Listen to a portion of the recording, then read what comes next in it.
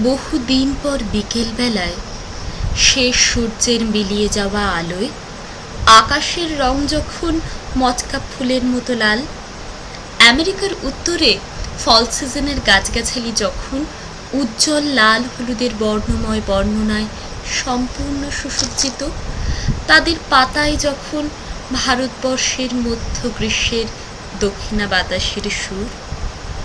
আমরা বেরিয়েছিলাম আবার আমার নিশান ম্যাক্সিমায়।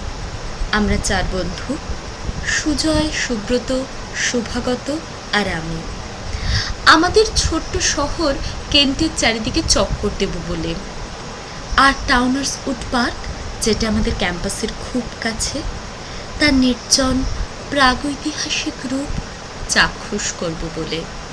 কিন্তু তার পরিবর্তে উদ্দেশ্যহীনভাবে আমরা কোনো এক অজানা পথে আমেরিকার কোনো এক অনামী গ্রামের বুক চিরে চলে গেছিলাম দূরে।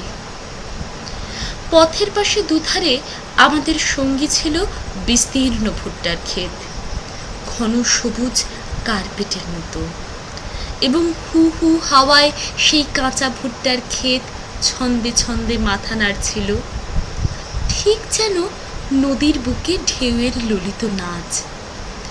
আর আর ভুট্টা ক্ষেতের সেই ঘন সবুজ বিস্তীর্ণ বিস্তারে গড়িয়ে পড়ছিল অস্তমিত সূর্যের শেষটুকু আলো।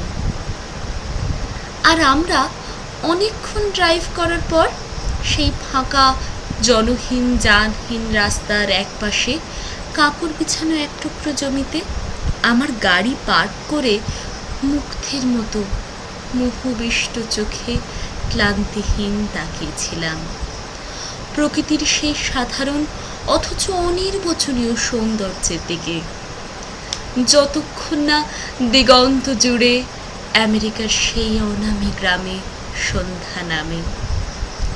শুভাগতর মোবাইলে তখন বাজছিল বাংলা ব্যান্ডের গান, মইনের ঘোড়াগুলি।